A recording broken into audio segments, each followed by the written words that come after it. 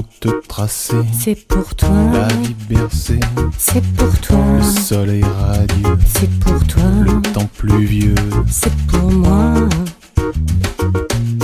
la peau satinée, C'est pour toi. la douce bonté, C'est pour toi. la voix câline, C'est pour toi. les dures épines. C'est pour moi. T'as toujours eu beaucoup de veine, t'as toujours avancé sans peine. Tes mains se tendent toujours vers toi, tout s'offre à toi, pas comme moi. C'est pour toi, pas pour moi. Tout pour toi, rien pour moi. C'est pour toi, pas pour moi. Tout pour toi. Es 11 de octubre del año 2014 y una vez más Félix José Hernández desde París y Carlos Estefanía desde Estocolmo mantienen una conversación donde abordan distintos asuntos de gran actualidad. Félix José Hernández es profesor de literatura española y también de castellano, o sea, es profesor de la lengua, además de ser un conocedor y un especialista en cultura iberoamericana. Y por si esto no fuera poco, pues se desempeña desde hace muchos años como corresponsal de la revista Cuba Nuestra, que es la primera revista independiente de los cubanos en Europa. Nacida en torno al año 1994-95, en ese periodo nace. Carlos Estefanía es el fundador de la revista. Y siempre mantenemos esta charla donde Félix José Hernández nos hace una presentación, un resumen de lo que se está diciendo, lo que se está discutiendo en Francia, y aborda no solamente temas relacionados con la actualidad francesa, con aspectos de la cultura, de la historia, de las tradiciones, sino incluso entra en muchos asuntos que tienen lugar en otros lugares del mundo, ¿no? Del lado de acá no solamente somos receptivos y pasivos en la escucha de las noticias, sino que estamos siempre atentos para ver dónde sale la liebre, dónde salta la liebre de la manipulación que ejercen aquellos que controlan el nuevo orden mundial y que manejan por tanto la prensa. Entonces es un diálogo interesante donde nos instruimos, donde aprendemos, donde nos actualizamos y donde también ejercemos el pensamiento crítico. Desde Suecia podemos decir que han ocurrido dos hechos bastante importantes en Escandinavia. Primero es el premio Nobel que se le ha dado a la pakistaní Malala, la chica que acaba de recibir este premio, Malala Yousafzai. Esta chica fue una activista por la educación de los niños. Era colaboradora de la BBC, escribía un blog con un seudónimo y se supone que en el año 2012 fue víctima de un atentado, ¿no? Yo he escrito sobre el asunto de este premio porque este premio tiene también su intríngulis. Me parece que encaja dentro de la cruzada que se está lanzando contra el mundo islámico y que la muchacha, la cual merece todo mi respeto y toda mi conmiseración por ese atentado que sufrió, si es que lo sufrió en verdad, ha sido convertida en una especie de punta de lanza contra un concepto cultural que casualmente es muy similar al que imperaba en la época en que se generó la cultura judeocristiana, ¿no? Entonces me parece curioso que se le haya dado el premio tanto a la joven pakistaní como a un hindú, a Kailash Satyarthi, y evidentemente se trató de no molestar a los que un día conformaron un solo pueblo bajo el dominio británico y que después fueron separados sobre la base de exacerbar los conflictos entre los hindúes y los musulmanes, ¿no? Ahí es donde uno nota lo preparado que son todos estos premios Nobel. También ha sido la oportunidad. O sea, este premio Nobel se dio en Noruega, que es donde radica el comité que otorga el premio Nobel de la Paz. Y me recuerda también la lucha que hace años sostuvimos quienes participábamos en un comité pro premio Nobel de la Paz a Osvaldo Payá Sardiñas. Un comité que por decreto y desde arriba fue mandado a disolver. Y que si hubiese seguido trabajando y si hubiera contado con la solidaridad de aquellos que nos dejaron en la estacada, pues quizás hubiese hablado la vida de este gran disidente que sí se merecía un premio por la paz, porque era un hombre que luchaba con la paz, con el método de la paz contra la dictadura. Y el hecho de que esta niña haya recibido este premio deja en la estacada una vez más a miles y miles de seres humanos que están combatiendo contra dictaduras a veces llamadas democracias, pero que tienen a su vez la virtud de cercenar millones de vidas o impedir el nacimiento de millones de vidas, y por tanto cumplen con la agenda malthusiana. Luego entonces estas personas no verán nunca un premio en sus manos, los verán los que de alguna manera contribuyen a esta agenda, como de una manera inconsciente o consciente, esta suerte de Ana Frank del presente, construida hasta cierta medida. No hay una biblioteca, no hay una librería donde no encuentre su cara en una portada de un libro. Evidentemente hay una maquinaria que la promueve. Pues mientras no se actúe como ella en función de estos intereses, pues difícilmente se recibirá un premio Nobel de la Paz, ¿no? Yo he escrito sobre esto en mi blog El Hombre de Cuba Nuestra. Quien quiera ver un poco más detalladamente mis opiniones, lo invito. Otro detalle curioso e interesante ha sido el premio que se le ha entregado al escritor francés Patrick Modiano, que este ha sido el Premio Nobel de Literatura 2014, ¿no? Según lo anunció este jueves la Academia Sueca. Y este novelista histórico de 69 años es de alguna manera compatriota de nuestro amigo Félix José Hernández. En ese caso me aparto cualquier opinión y le pido a Félix José que una vez que nos salude, como acostumbra hacernos, pues nos hable un poco de este novelista que, según se dice, tiene un trabajo centrado en la Segunda Guerra Mundial, ¿no? En la época de la ocupación nazi de su país. Bueno, Félix, ¿cómo está? Y háblanos un poco del señor Patrick Modiano. Pues estoy muy bien, amigo. Como de costumbre, París en el otoño, la hojarasca comienza a cubrir los grandes bulevares y las avenidas, y los lugares cerrados, o sea, los museos, galerías de arte, cines, teatro, comienzan a llenarse. Las terrazas de los cafés comienzan a vaciarse, pero en su interior se llenan siempre. Así que mientras París hoy hubo un gran sol, pero el sur, desgraciadamente el sur, en la costa, las inundaciones son terribles. Hay unos 10 pueblos que han sido inundados por cuarta vez consecutiva en menos de 3 semanas. O sea, gente que ha perdido todo. Está movilizado el ejército, los helicópteros, los bomberos, y hay decenas de miles de personas que han perdido absolutamente todo tras las crecidas gigantescas de los ríos del sur de Francia. Y cuando se ven las casas, lo que queda de ellas, es realmente dramático. Pero bueno, vamos a Modiano. Patrick Modiano, este hombre a mí me encanta, es un hombre genial. Él acaba de ser galardonado por la Academia Sueca, según la justificación del premio, es por el arte de la memoria con el que ha evocado los destinos humanos más inacibles y descubierto el mundo de la ocupación. Hay que decir que el escritor francés es el número 15 que gana el Premio Nobel de Literatura, así que viva la cultura francesa, ¿no? Hace apenas 4 días el mismo Modiano rechazaba con un gesto amable la mera hipótesis de su candidatura al Premio Nobel, que finalmente ha ganado contra todo pronóstico, ni él mismo se lo cree. Se trata del triunfo espectacular de una carrera consagrada esencialmente a reescribir algunas de las páginas más oscuras y siniestras de la historia de Francia. Hay que saber que el padre de Patrick Modiano fue un personaje oscuro, muy relacionado con traficantes y policías que trabajaron e hicieron grandes negocios vendiendo de casi todo, mercancías, hombres, mujeres, al ejército de ocupación nazi. Modiano nació en el año 45 y toda su vida y sus obras están marcadas por esa historia paterna terrible. Su madre fue una actriz que comenzó a hacer carrera durante la ocupación nazi precisamente y terminó separándose de su padre para comenzar otra vida, acompañada finalmente por Jean Co, que había sido secretario personal del famoso Jean-Paul Sartre. Pero esas complejas relaciones de sus padres condenaron al joven Patrick Modiano a una especie de exilio interior, errante, entre diversos internados, donde él fue, podemos decir, pasablemente infeliz. Pero toda la obra de Modiano echa sus raíces en esos problemas íntimos y en la geografía parisina de las catástrofes familiares. Es un hombre que ha viajado muy poco. O sea, es un hombre que no sale de su ciudad.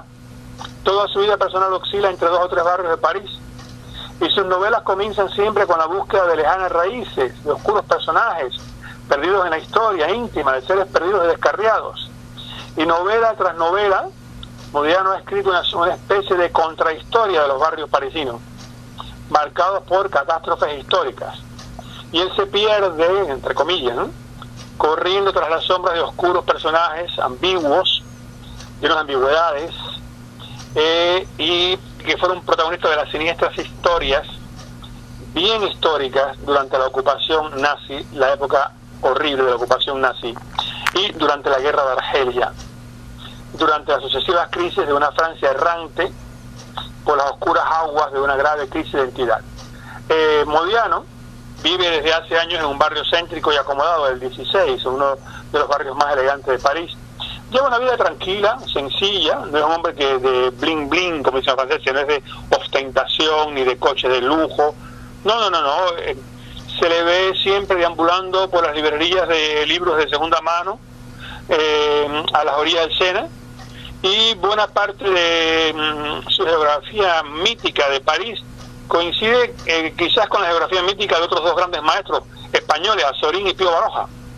Y cuando un periodista se lo dijo, él le declaró hace una semana: es curioso eso que usted me dice. Dice, quizás yo debiera leer a esos dos grandes maestros de la literatura española.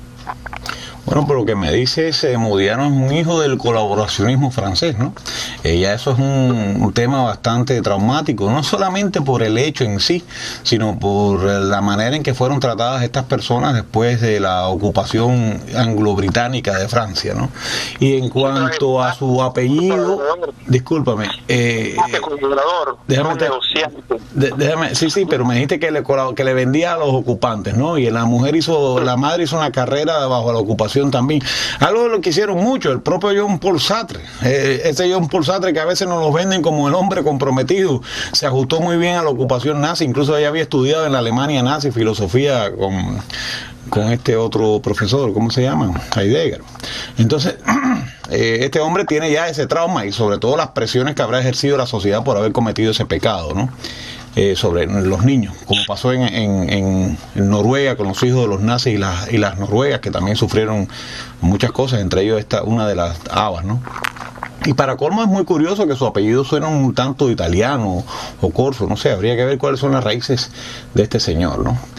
Bueno, habías anunciado la semana pasada que te ibas a encontrar o que ibas a participar en la presentación del libro de mi ex alumna de semiótica en la Facultad de Radio, Cine y Televisión del Instituto Superior de Arte de La Habana, Wendy Guerra. Y bueno, me has hecho llegar las fotografías con las cuales voy a ilustrar este diálogo, ¿no?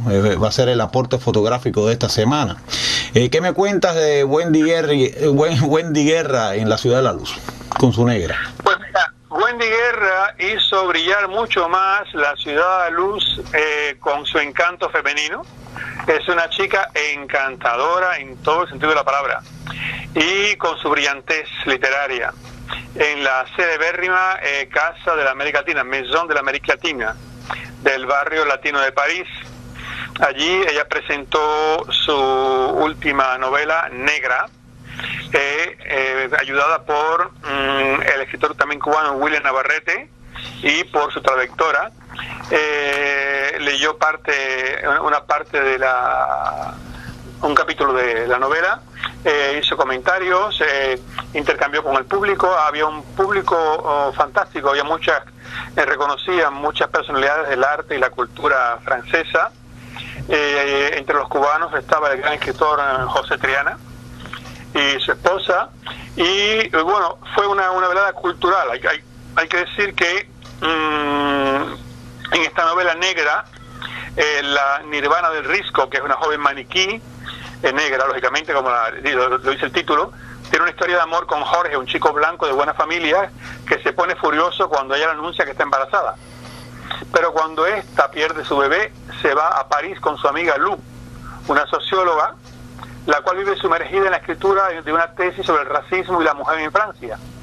Pero aquí, en la Ciudad de Luz, Nirvana conoce a Philippe, con el que vive una aventura breve y apasionada, y después de pasar por Marsella, vuelve a La Habana. Descubre entonces que Jorge está encarcelado porque intentó escapar de la isla.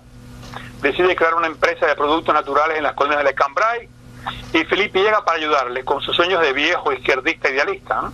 Pero los acusan a ambos rápidamente de ser traidores capitalistas, ya que Felipe fuma marihuana y por lo tanto se convierte en un blanco fácil para las autoridades. Nirvana vuelve a La Habana, es invitado a una recepción en la embajada de Noruega, donde conoce a un mestizo rubio americano y comienza una nueva y arriesgada aventura, pero demasiado tentadora para ser descartada. La lengua que utiliza Wendy es carnal, es poética, y nos lleva otra vez a una Cuba muy sensual, sin tabúes, mestiza, misteriosa. Hay que recordar que Wendy nació en el año 1970 en La Habana, que reside allí. También conocí en la recepción, el cóctel que hubo después, a su esposo, un hombre verdaderamente extraordinario. Yo pensaba que era francés porque físicamente, técnicamente era francés. No, me dijo que era a causa que era cubano, pero el padre era polaco. Ella escribió, se hizo conocer aquí en Francia con Todo el mundo se va, su primera novela, que fue considerada por el gran periódico madrileño El País como la mejor novela en lengua española del 2006, y recibió el premio Bruguera. También es autora de Madre Cuba y de Posar desnudo en La Habana, que han sido todas publicadas aquí en Francia por la casa editora Stock. Fue todo un éxito la presentación de Wendy Guerra y de su libro. De verdad que la chica promete mucho para el futuro. Sabes que para mí lo más interesante de este evento no es tanto la novela, como ni siquiera la presencia de Wendy, como la relación que se establece entre intelectuales exiliados y disidentes como tú y como el propio William Navarrete, a quien, por cierto, conocí personalmente durante un evento que se desarrolló a principios de este siglo en Cádiz sobre la cultura cubana en el exilio, ¿no? Y que ustedes sean capaces de colaborar y estrechar amistad y saludar, incluso difundir la obra de una escritora radicada en Cuba, perdón, que no ha tenido que poner, no digamos tierra, sino mar de por medio para poder triunfar. A diferencia, vamos a hablar de alguien que pudiéramos comparar con ella, aunque me parece que es mejor escritora que eso de Valdés. El hecho de que esta muchacha se mantenga en Cuba, escriba sus novelas, que por lo visto también tienen una mirada crítica a la realidad, y que pueda mantener contacto con ustedes y que ustedes puedan ser amigos de ella, asistir a su evento y difundirla, pues habla un poco de los cambios que se están dando en la historia cultural cubana, ¿no? Y eso me parece que es muy positivo, ¿no? Incluso el hecho de que nadie tome represalias contra ella por lo crítico que pueda tener su obra, igual que ocurre con Leonardo Padura, es un caso muy similar, ¿no? Cuando uno lee El hombre que amaba a los perros, hay una crítica durísima al modelo soviético que todavía impera en la isla, pues entonces uno se da cuenta de que las cosas están cambiando tanto fuera como dentro de Cuba, ¿no? Entonces esto me parece muy bueno, ¿no? Recuerda siempre que Padura y Wendy, como Pedro Juan, no son publicados en Cuba. O sea que los cubanos no pueden comprar un libro de ellos en Cuba, son publicados en el extranjero. Incluso Wendy es traducida a 12 lenguas diferentes. Y los libros entran a Cuba de Wendy, de Padura, de Pedro Juan, entran en las manos de los turistas. Estoy de acuerdo contigo, pero el hecho que ellos vivan sin problemas allí, eso es a lo que yo apunto, ¿no? Ese es otro detalle. Eso es otro detalle. Y siguen siendo intelectuales reconocidos y son entrevistados y entran y salen y no tienen el menor problema, dado el contenido de sus libros. En otra época les hubiese pasado como tanto intelectual disidente que hubiera terminado con sus huesos en la cárcel, ¿no? Pero bueno, que las editoriales no quieran publicarlos a ellos, no lo publiquen. Bueno, y en cualquier momento empiezan a sacarlos también, porque el régimen ha comprendido que la mejor técnica es neutralizar la crítica, no censurarla, ¿no? Que es lo que se hace en las sociedades llamadas libres, donde también la crítica logra ser neutralizada, ya por poca información sobre ella, ya porque se abarrota el mercado con cosas intrascendentes, ¿no? Y el régimen está aprendiendo de los modelos pluripartidistas de totalitarismo, ¿no? Pero sin duda alguna es un cambio En otro momento estos intelectuales no hubieran querido ni rozarse con ustedes, porque hubiera traído muy malas consecuencias para ellos, ¿no? Así que esto es una cosa, eso es una cosa, en todo caso, es un cambio positivo de cualquier manera, ¿no? Esperemos que un día la gente pueda disfrutar a Wendy y a Padura, o sea, toda su obra, porque parte de la obra de ellos sí se publica, ¿no? Como la pueden disfrutar ustedes, ¿no? Me ibas a decir algo más de William Navarrete, ¿no? Sí, y aprovecho para quiero hablar del libro Fugas de William Navarrete. Tú sabes que William nació en Cuba en el 68, reside aquí en París desde hace más de 20 años, es un chico formidable. Él cursó estudios de Historia de Arte en la Universidad de La Habana y aquí en la Sorbona de Civilización Hispanoamericana. Y él es conocido en París por su intensa actividad cultural. Ha colaborado con numerosas revistas, incluso es director de colecciones literarias para editoriales como Dana Vieja y El Folio. Ha trabajado como periodista, profesor, curador traductor para organizaciones internacionales de las Naciones Unidas, y ha publicado en unos 15 libros de ensayo, poesía, narrativa y numerosos artículos sobre arte y música. O sea que William es un chico bueno, ya no es un chico ya, no, es que yo lo conocí cuando llegó. William es un hombre que tiene un gran acervo cultural, y por ejemplo, su primera novela, La Gema de Cubagua, que fue incluida bajo el título de La Danza de los Millones en el catálogo de La Cosmopolita, una colección de literatura extranjera de las más prestigiosas en Francia, pues fue publicada por Tusquets. Y yo quisiera hablarte un poco de Fugas, que me gustó mucho, que es una novela sobre la inevitabilidad de huir, la orfandad y la libertad que pondrá en duda la historia oficial de la isla, para hablar de los vínculos familiares, del poder, de la influencia que le han llevado al yugo que hay actualmente. El libro Fugas es una fuga como la de William. William atraviesa fronteras, William recorre el mundo sin cesar. Y en su libro, con un ritmo trepidante y poético, conviven el humor y la crítica social.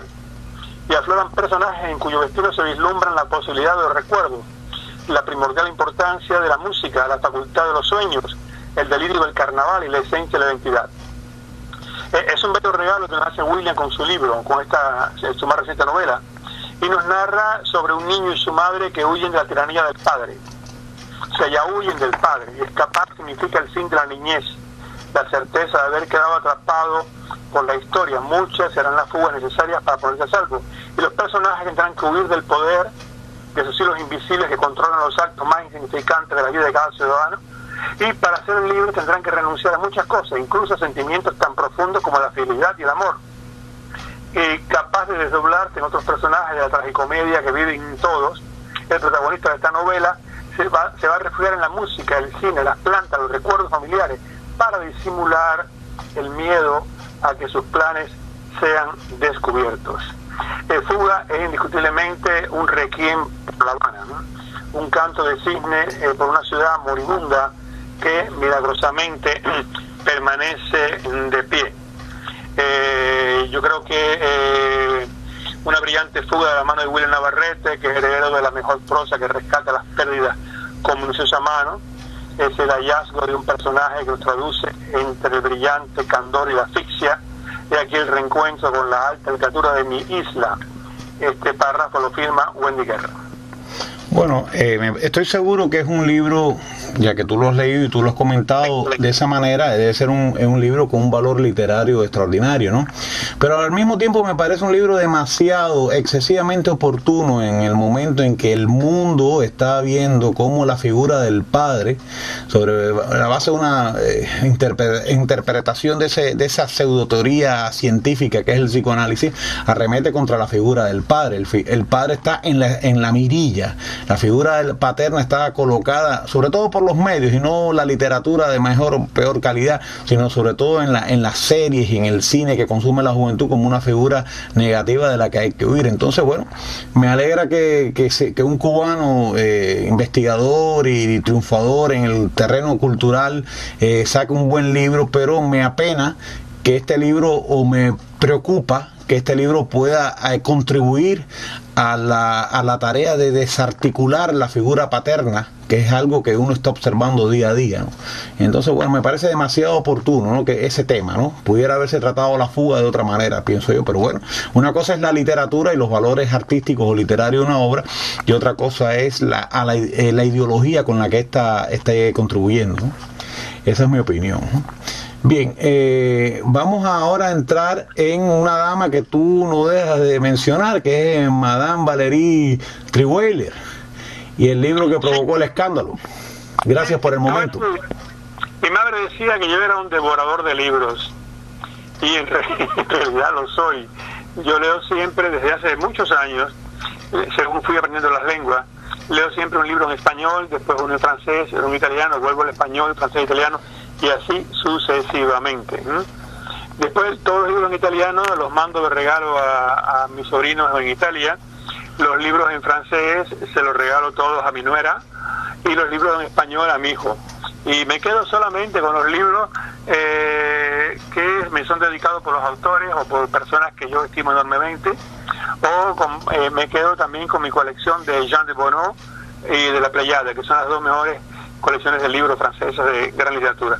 Pero bueno, yo te quiero hablar de este libro que se llama Merci pour ce moment, gracias por ese momento, que cuenta la vida íntima del señor presidente de la República Francesa, que lleva 4 semanas en el número 1 de ventas en Francia. Y te he hecho un pequeño análisis. Por ejemplo, Valérie, ella cuenta, te voy a leer 3 párrafos del libro. Dice: un día, un violento amor incendió mi vida. Él tenía 4 hijos, yo tenía 3. Tomamos la decisión de vivir juntos, pero la política es una pasión que devora. Partiendo desde muy lejos, François Hollande llegó a ser elegido presidente de la República. Yo fui aspirada junto a él. El poder es una prueba para el que lo ejerce, pero también para los suyos. En el Palais de l'Élysée, que es el palacio presidencial, me sentía a menudo como la ilegítima, la niñita del barrio pobre convertida en primera dama. Había algo que no cuadraba bien. Hay que decir que ella viene de un medio muy, muy modesto. Me enteré de que el presidente me era infiel por medio de la prensa, como todo el mundo. Las fotos de que le daban vuelta al mundo mientras yo estaba en el hospital bajo calmantes. El hombre que yo amaba rompió conmigo por medio de un comunicado de 18 palabras que dictó él mismo a la Agence France-Presse, como si se tratase de un asunto de Estado. Todo lo que he escrito en este libro es verdadero. Como periodista me sentí en el Palacio del Élysée como si estuviera haciendo un reportaje. He sufrido demasiado a causa de las mentiras para decirlas yo ahora. Es Valérie Trierweiler la que dice esto. Bueno, yo creo que la moraleja de esta historia es que hay que tener mucho cuidado con qué tipo de amante uno anda, y sobre todo si la daña y la deja despechada, porque si la amante es una periodista y hace un libro de esta talla, pues realmente es una estocada, ¿no? Así que mucho cuidado con las amantes periodistas, ¿no?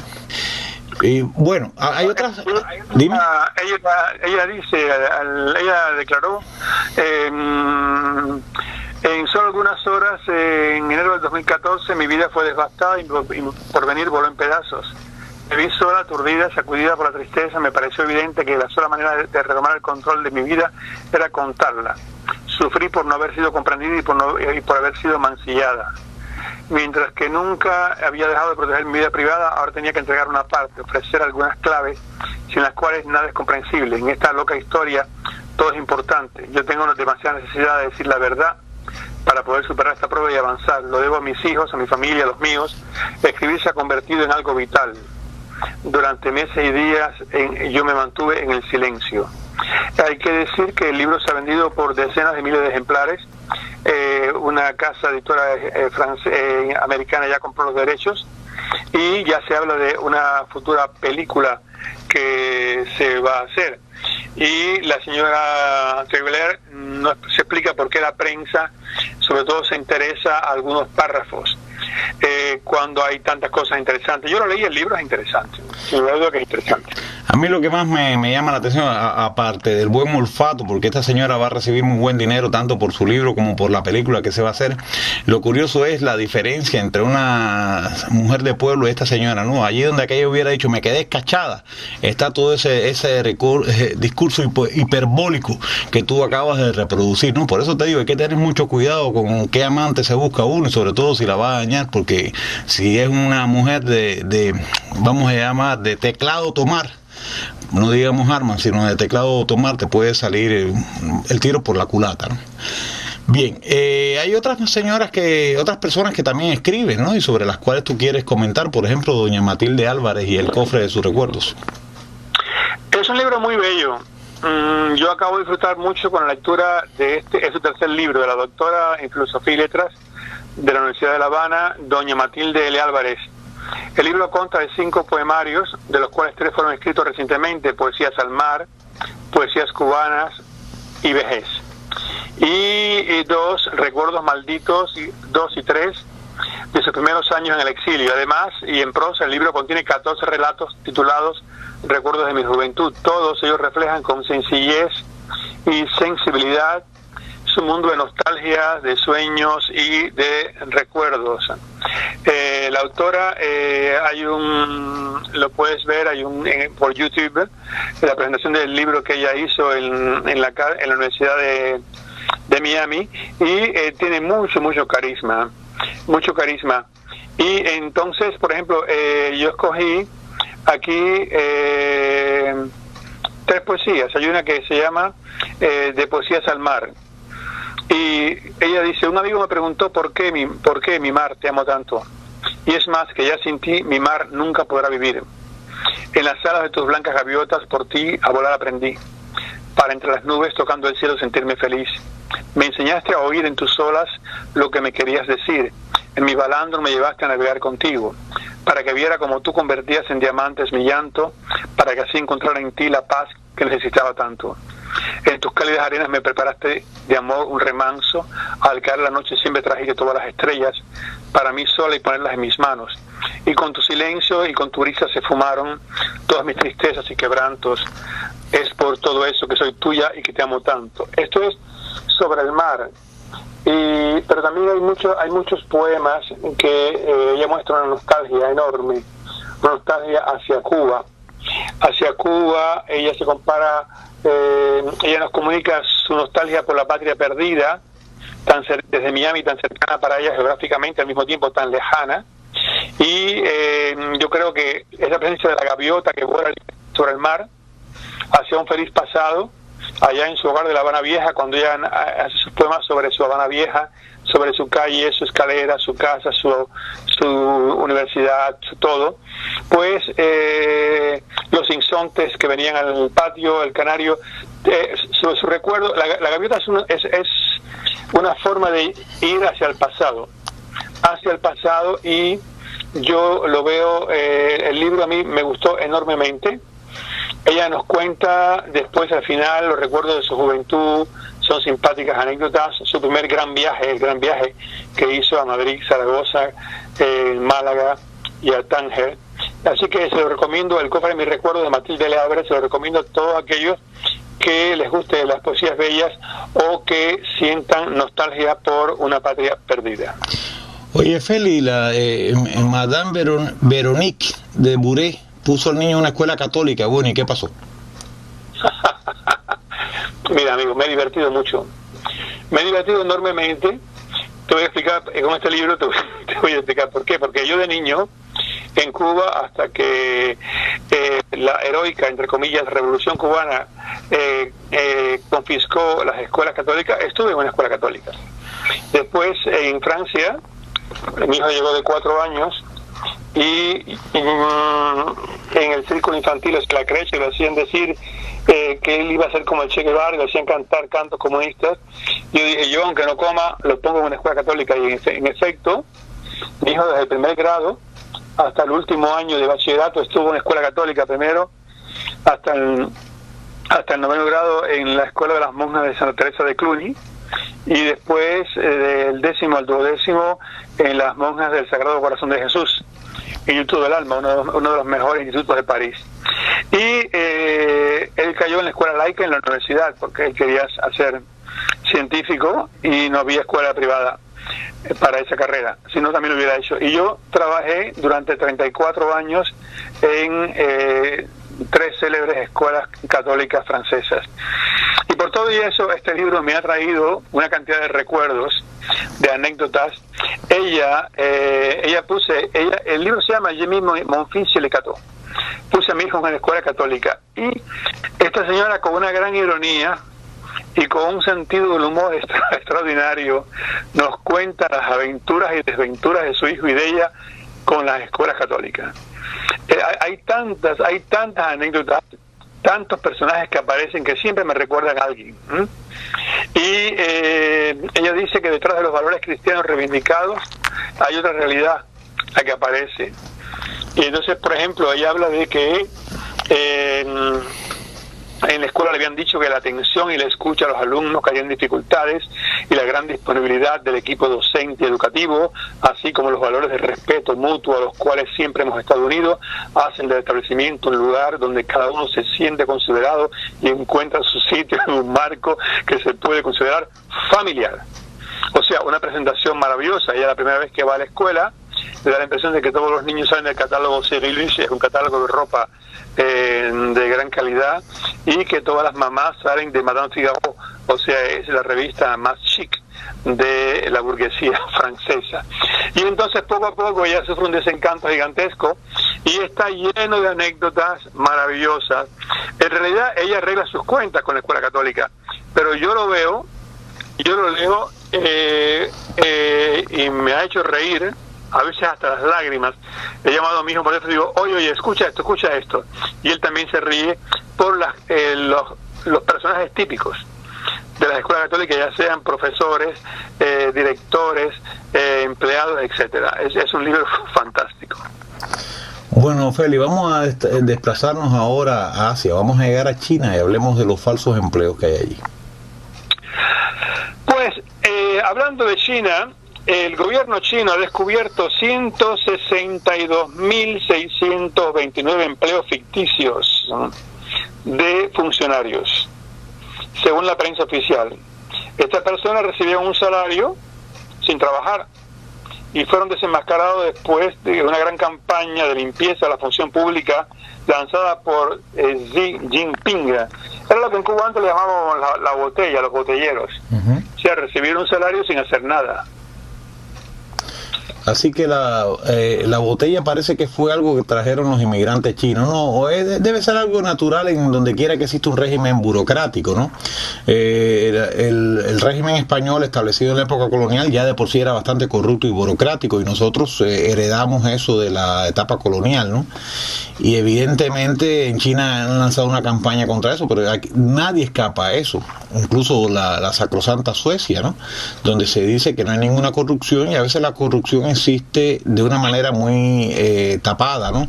A través de proyectos que no generan nada, pero que dan, vamos a llamarle, empleo y salario a personas que no producen absolutamente nada. En este caso los chinos pues se han puesto las pilas y han descubierto a esta gente, y además ahí hay que tener cuidado porque ahí aplican la pena de muerte por casos de corrupción. Y es bueno comentar a propósito de esto lo que está ocurriendo con esta guerra a los paraguas que han desatado los jóvenes en Hong Kong. Estudiantes, todo el mundo mira allí con mucha ilusión, con mucha admiración. A mí me parece que es una batalla tardía. Los ingleses entregaron hace casi más de 15 años Hong Kong a los mandarines chinos, y era cuando los fueron a entregar cuando realmente tenían que haber luchado, no ahora están perdidos, ¿no? A propósito del caso de China, ¿no? Y muy cerca de China estaba Vietnam, y Vietnam tuvo la colaboración china hasta que China comenzó a entrar en pactos con los Estados Unidos, o por lo menos así lo entiendo, ¿no? Y una figura clave en esto fue Henry Kissinger, quien, por lo que se ha sabido esta semana, elaboró un plan para atacar a Cuba, según se dice, en el año 1976. ¿Cómo fue la cosa? Sí, amigo, el secretario de Estado americano Henry Kissinger elaboró en el año 1976 un plan secreto para aplastar al régimen de Castro. Después que este régimen régimen había enviado 36.000 militares cubanos a Angola. Y según Kissinger, pues ellos iban a desestabilizar al vecino sudafricano. Y entonces, según los documentos recientes que han sido desclasificados por la Biblioteca Presidencial de Gerald Ford, citados por el New York Times, Kissinger había previsto bombardeos a todos los puertos e instalaciones militares de Cuba, así como el envío de batallones de marines a Guantánamo para golpear bien duro. El plan fue abandonado cuando perdieron las elecciones Ford en noviembre del 76 y ganó Jimmy Carter. O sea, como si hubiera ganado Ford, pues quizás la historia de Cuba hubiera cambiado radicalmente. Yo no creo, yo tengo mi teoría acerca de todo este fenómeno, ¿no? He seguido bastante de cerca el tema de la intervención cubana en Angola, he seguido de cerca a Henry Kissinger, que en definitiva pertenece a una élite, la élite de la comunidad hebrea, que es muy poderosa en Estados Unidos, tan poderosa que estaba viendo un video del programa El Espejo de América TV, donde hay una muchacha que se ha desatado ahora como una defensora del régimen cubano en Miami, Yadira Escobar, cuyo padre se vende como un antiguo preso político, pero que es parte de todo un aparato que se ha desarrollado dentro del exilio, que ha creado lo que yo llamo o que colabora, mejor dicho, ellos no son los creadores, pero colaboran con lo que yo llamo la radio de la gusanera castrista de Miami. Y esta muchacha de pronto lanza, no, porque yo soy judía, ¿no?, en un debate donde se estaba comparando el holocausto de los judíos durante la Segunda Guerra Mundial con la muerte de los cubanos bajo el comunismo, ¿no? Entonces me llamó la atención cómo de pronto lanza ese mensaje, y ese mensaje para mí tiene un papel en los Estados Unidos, ¿no? Y es decir, yo soy intocable, ¿no? Y Henry Kissinger pertenecía a esa intocabilidad. Y realmente Henry Kissinger es parte de la apertura de los contactos que se establecen entre Estados Unidos y China. Pudiera verse quizás como una estrategia para separarla de la Unión Soviética, aunque ya estaba separada, ya estaba en conflicto con la Unión Soviética, era con la China criminal y genocida de Mao Zedong, y Estados Unidos estableció muy buenas relaciones, y además es Estados Unidos quien abandona a los vietnamitas y se los entrega a los vietnamitas del norte, ¿no? Entonces cuando se da la intervención cubana en Angola, lo primero que quizás pudo pensar alguien es que era una intervención ordenada por la Unión Soviética, pero resulta que no, que esa intervención no fue ordenada por la Unión Soviética. Y esta intervención, que es muy curiosa por ese raro gesto de independencia de Fidel Castro con respecto a quienes se supone que eran sus mentores fundamentales y de alguna manera sus jefes, ¿no? Para mí solamente tiene una explicación, y es que ahí donde se quitó Castro la careta sirviendo como una fuerza mercenaria al servicio del Imperio Británico contra sus enemigos de toda la vida en la parte sur de África, que eran los Boers. Entonces Cuba lo que hizo fue servir a la destrucción de un estado que había tenido conflicto con el Imperio Británico, una comunidad. En ese momento era una comunidad elitista que sin duda alguna discriminaba a los aborígenes o los descendientes de los pueblos autóctonos, que eran los africanos, ¿no? Y Cuba ayudó a desmantelar eso. O sea, para mí Cuba lo que hizo fue participar en la última guerra Anglo-Boers, donde no fueron los casacarrojas, sino los cubanos, y por supuesto los agentes de los casacarrojas, encabezados por esa figura que algunos creen que se ha dicho que es miembro del M15, Nelson Mandela, los que terminaron esa guerra. Ahora, posiblemente en un primer momento hubo algún tipo de confusión y se elaboró ese plan, pero que ese plan no se llevara a cabo no tiene nada que ver con el cambio de gobierno. Lo que tiene que ver es con que se informaron mejor y supieron para quién estaba trabajando el gobierno cubano en ese momento. Para mí, sin duda alguna, para los remanentes del Imperio Británico. Bueno, vamos a dejar esta teoría y vamos a entrar en los jeans, ¿no? Que según tú nos cuentas, no es una moda de los años 70 y 80, sino que estaban ya de moda de los años 30. Los jeans Levi's. Sí, en la época en que Coco Chanel en Francia pues liberaba a la mujer del vestido y del corsé, o sea, inventaba la blusa y la falda con una chaqueta. Liberaba a la mujer de ponerse la flor natural en la solapa, y inventó la flor de tela la camelia, y también la liberaba de tener joyas verdaderas, inventó la bisutería, las joyas de fantasía, todo eso. Pues en esos momentos, en el año 34 exactamente, Levi's Strauss Corporation crearon el primer jeans para mujer, que lo llamaron el Lady Levi's, y fue adoptado por las mujeres del Far West, y poco a poco de allí, de los ranchos, pues pasó hacia la costa este. Cuando venían las señoras de vacaciones a los ranchos, era el pantalón típico para ellas pasarlo bien. Y poco a poco el vestido, el pantalón, fue saliendo de todo el campo norteamericano e invadiendo las ciudades. Fue una especie de fenómeno nacional, pero hubo una mujer que le hizo una publicidad extraordinaria, nada menos que Marilyn. Sí, yo me acuerdo. Marilyn Monroe. Ella pues empezó a usar los jeans, los Levi's, los empezó a usar en los años 50, los popularizó y los usaba tanto en casa como en la calle, y le dio un toque de glamour. Los usaba con los remangados, y fue una publicidad gigantesca, y se convirtió desde entonces, ya en el año 61, en el símbolo de las mujeres que se querían emancipar. Es curioso, sí, cuando me empezaste a hablar me acordé de la escena, si no me equivoco es la película Río Grande, donde se ve algo muy avanzado para la época, ¿no? A Marilyn Monroe con unos jeans, ¿no? Así que qué curioso que ya, o sea, y mucho antes, ¿no? Haya nacido ese pantalón para mujer y ya estuviese tan de moda en los años 50, ¿no? Sobre todo el hecho ya de que vistieran pantalones era todo una ruptura, ¿no? Y parte también de este proyecto antiquísimo que viene de lejos, de ir borrando la diferencia entre los dos sexos, ¿no? Incluso en la vestimenta, ¿no? Todo esto tiene que ver una cosa con la otra. Cuando nosotros terminamos los videos que hacemos, con el diálogo que sostenemos, siempre cerramos con una bellísima fotografía que tú nos has enviado de la Torre de Eiffel. Ahora, ¿qué tiene este primer piso de cristal que tiene la torre? ¿Qué tiene de maravilloso, de vertiginoso el primer piso de cristal? Pues mira, cuando los turistas suben a la Torre de Eiffel, son elevadores de 2 pisos. Te llevan directamente al segundo piso. De allí la vista es maravillosa, y después allí cambias por un elevador muy pequeño que te lleva al tercer piso. Son 3 plataformas.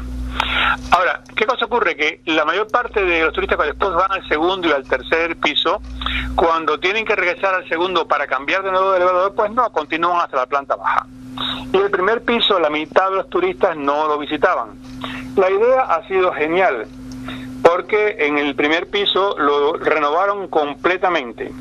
Le pusieron un piso de cristal, por lo cual le da la idea al público de que está en el aire. El piso de cristal, le pusieron cambiaron las barandas que había por unas de 3 metros también de cristal, y modernizaron todo. Abrieron una sala de recepción, una sala de proyección, una tienda. Los trabajos habían empezado en el 2012, y así transformaron los 5.420 metros cuadrados de superficie del primer piso para que una parte de los 7 millones de visitantes anuales del edificio pues también visiten ese primer piso. Bueno, me imagino que las personas que padezcan de vértigo no visitarán ese primer piso, ¿no? Porque debe ser algo un poco desagradable para ellos verse casi en el aire, ¿no? Con ese piso de cristal, ¿no? Claro, así que claro. Es bueno que estás avisando, porque millones de gente lo podrá disfrutar, pero otra gente se cuidará mucho, ¿no? Quizás ni tan siquiera visiten la torre, porque la torre debe dar cierto vértigo. En todo caso, te comprometo para que algún día de esto vayas allí y nos mandes algunas fotos para que todos podamos disfrutar de ese piso de cristal, ¿no? He subido tantas veces a la torre que no sé cuántas, con los amigos que vienen de varios países del mundo que quieren ir a la torre, y ahora tendré que subir ahora para ver el cambio ese, ¿no? Ah, bueno, pues si es posible, sería interesante ver las fotografías de ese piso, ¿no? Bueno, otro tema que es recurrente es el Molino Rojo. Ha cumplido 125 años, ¿no? Le Moulin Rouge, mon cher, 125 años acaba de cumplir, con una salud económica insolente en un mundo en crisis. El cabaret más célebre del mundo este año ya ha ganado 65 millones de euros y lógicamente está abierto todos los días del año y es un establecimiento que tiene un ambiente de la Belle Époque, que emplea a 450 personas y la tasa de ocupación es del 97%. O sea, está prácticamente lleno siempre para los dos espectáculos sucesivos, el espectáculo de las 9 de la noche y el espectáculo de las 11 de la noche. Y en total los espectadores van a ver sobre todo el super célebre French Cancan, que atrae a más de 600.000 turistas cada año. La mayoría son turistas americanos, rusos y chinos.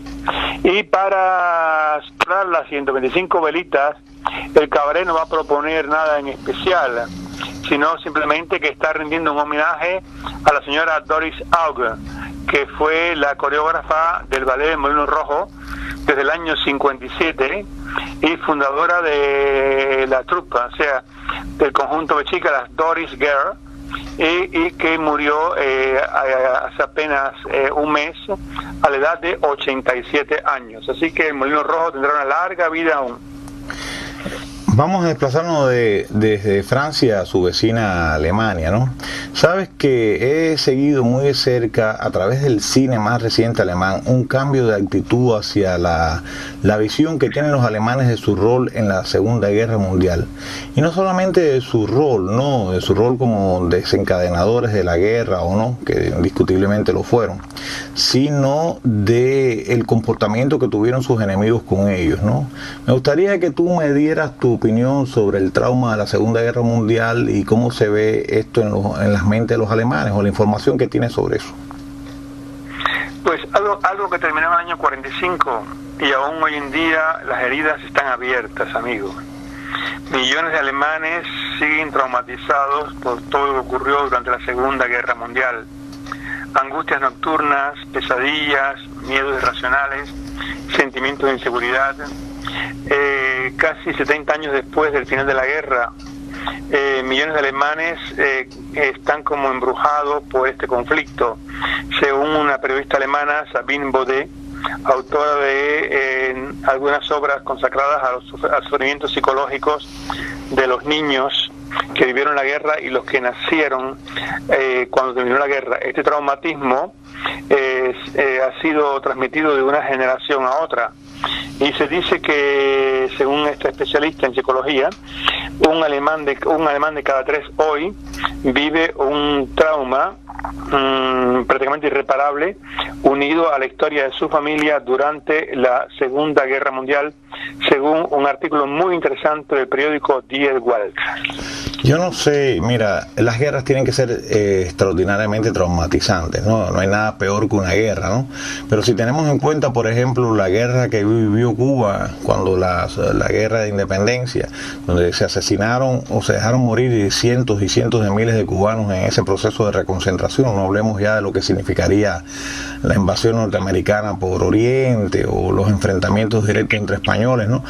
Y fue una guerra devastadora, ¿no? Una guerra muy cruel. Y sin embargo, en una década los cubanos estaban bailando rumba y salseando como si nada, ¿no? Y me parece que aquí se está tratando de poner el punto en algo que no tiene mucho que ver. Yo pienso que el trauma alemán de la guerra obedece en primer lugar a cómo fueron tratados una vez que fueron derrotados. O sea, a los alemanes se les convenció de que ellos eran los malos de la película. Y si fueron malos ellos en la película, que no se puede negar que fueron malos, no menos malos fueron los aliados, tanto del lado comunista como del llamado democrático, ¿no? Los aliados cometieron barbaridades en Alemania. Los rusos violaron cientos y cientos de miles de alemanas, asesinaron y fusilaron a cientos y cientos de gente, se llevaron como esclavos a los campos de concentración, a los campos de la Siberia, a soldados que no tenían culpa de ser soldados. No se puede tratar a un soldado como si fuese un criminal de guerra. Y por el otro lado, los aliados también bombardearon y acabaron con Nuremberg, ¿no? Ahora, sin embargo, cuando se les enfrentó ante la historia, se sacaron todos los trapos sucios del Estado alemán, que los tenía.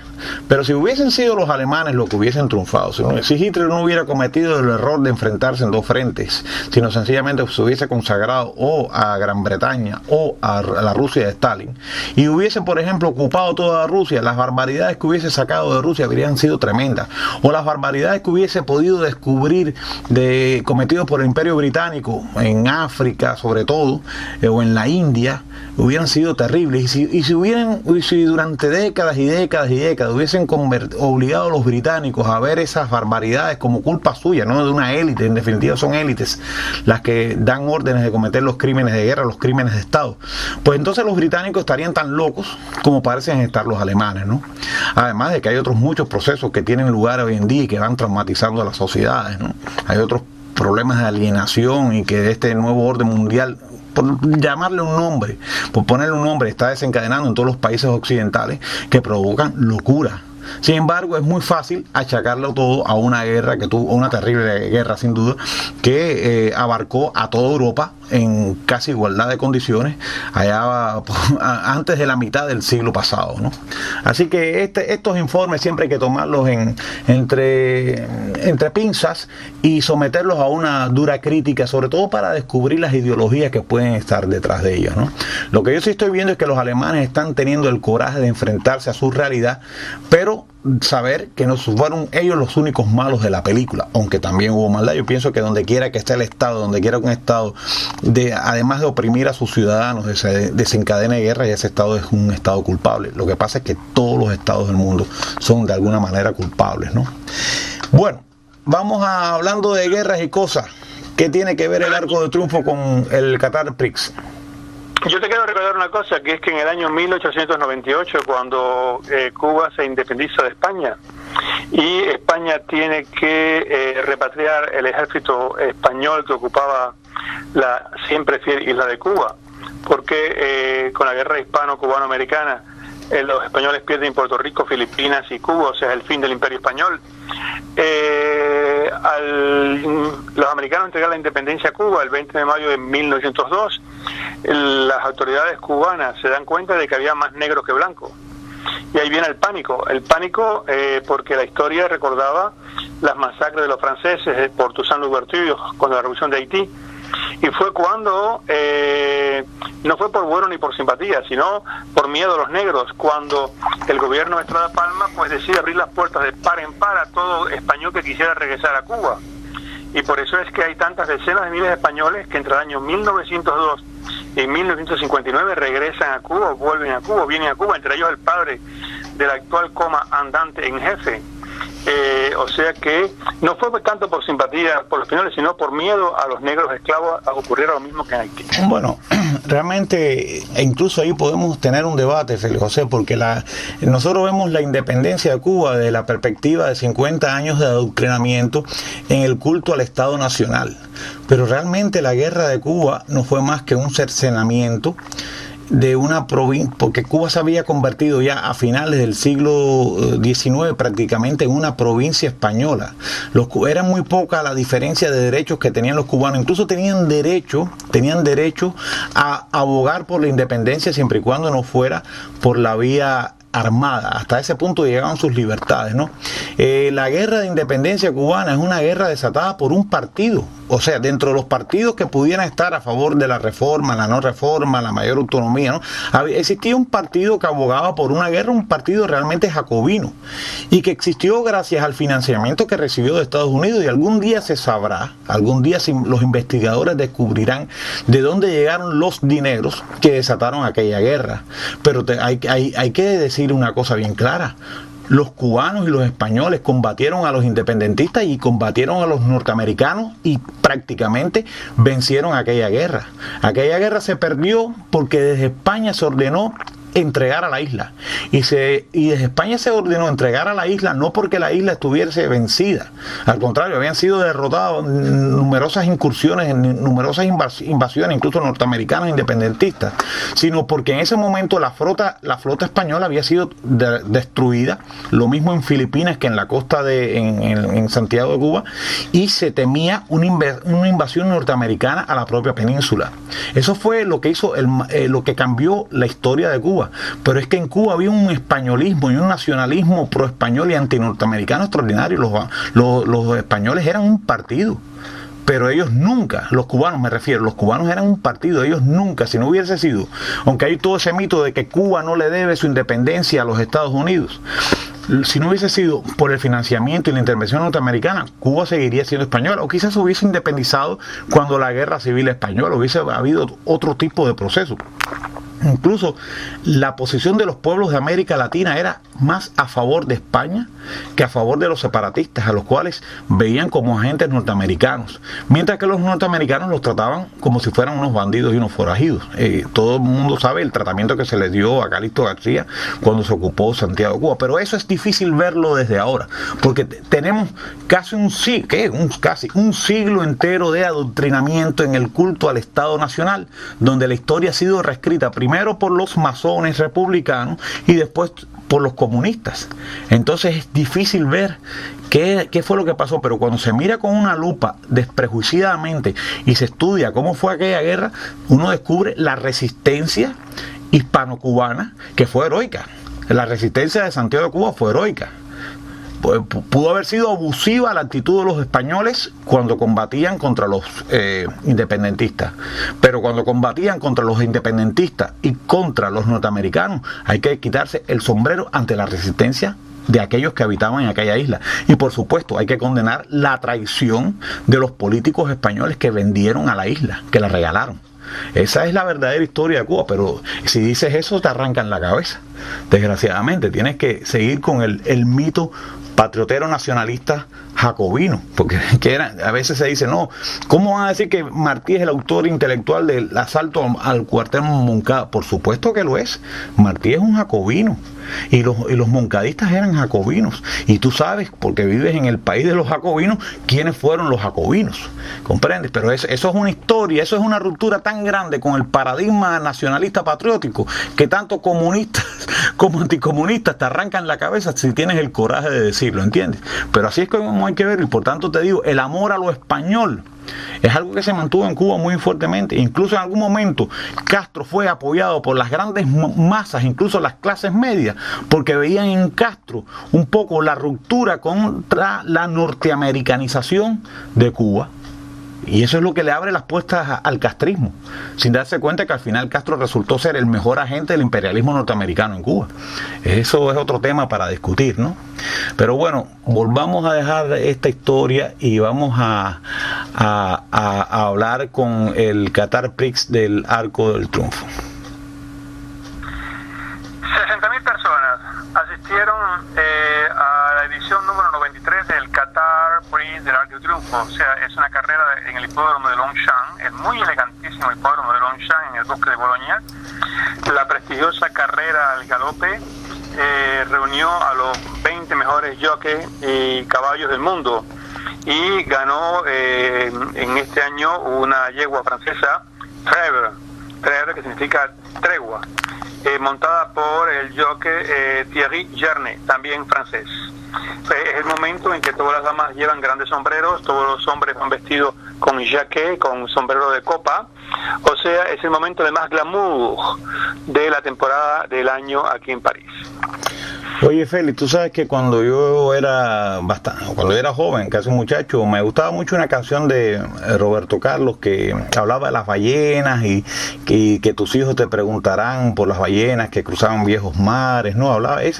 Por esa canción yo un poco asumí la ideología ecologista. Hoy miro también con cierta reserva al movimiento ecologista. Me parece un movimiento un poco peligroso, más preocupado por detener el desarrollo de los países subdesarrollados y por defender animales mientras animales no humanos, ¿no? Mientras que los humanos pueden desaparecer, que a ellos les importa poco, sobre todo cuando no han nacido, ¿no? Pero sin duda alguna hay un fenómeno que es objetivo, que es real y que se ha dado a lo largo de la historia de la naturaleza, que es la desaparición de especies animales, ¿no? ¿Qué me tienes que decir de este tema? Es dramático. El planeta cuenta en estos momentos 2 veces menos animales salvajes que en el año 1970, que fue otro día.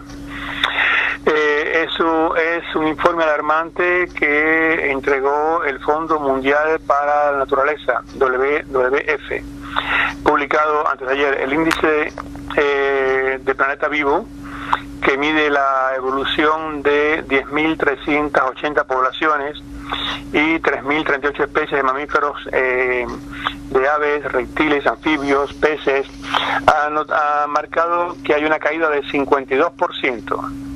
La región más golpeada es la América Latina, que ha caído en 83% el número de animales salvajes, seguido por la región de Asia y el Pacífico, menos 76%. Y según esta ONG, las causas del fenómeno son únicamente ligadas unidas a la actividad humana, pérdida y degradación de los hábitats a causa de la agricultura, la urbanización, la deforestación, la irrigación, las grandes presas y las hidroeléctricas, la caza, el recalentamiento del clima. Entre el año 1961 y 2010, la población mundial pasó de 3,1 a 7.000 millones de habitantes. Dice el informe que estima que todavía es posible salvar lo que queda de la fauna en vías de desaparición. Bueno, es interesante esta noticia porque esta noticia ahí se pone en claro la agenda malthusiana, ¿no? De pronto les preocupa por qué están desapareciendo los animales en América Latina, ¿no? Pero cuando te dan la causa es el aumento de los cultivos, ¿no? Que se supone alimentan a la humanidad. Ahora, después te agregan la noticia de que está aumentando la población. Luego entonces a ellos les preocupa. Yo creo que el problema de ellos no es la extinción de los animales, sino la multiplicación de la humanidad. Mira, que se vayan a registrar lo que pasa en España. Cuando viajas en un avión sobre España, no ves un bosque prácticamente.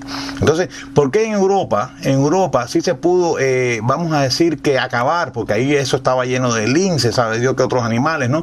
Y que tienen que haber desaparecido para industrializar un país. Ahora, cuando es América Latina la que se está industrializando y la que está solucionando sus problemas del hambre, y por supuesto esto se manifiesta en una reproducción humana, pues entonces estos ecologistas ponen el grito en el cielo. Yo creo que lo menos que les importan a ellos son los animales. A ellos lo que les importa, porque siguen la agenda del Club de Roma, es que se estén reproduciendo los seres humanos, ¿entiendes? Así que con esta gente hay que tener siempre mucho cuidado. Otra cosa es cuando estos cultivos son problemáticos, cuando hay determinadas combinaciones genéticas o manipulaciones que pueden traer problemas, o incluso es verdad que a veces al ser un tipo de monocultivo afecta, por ejemplo, la producción de miel, porque las abejas necesitan distintos tipos de flores y a veces hay problemas con eso.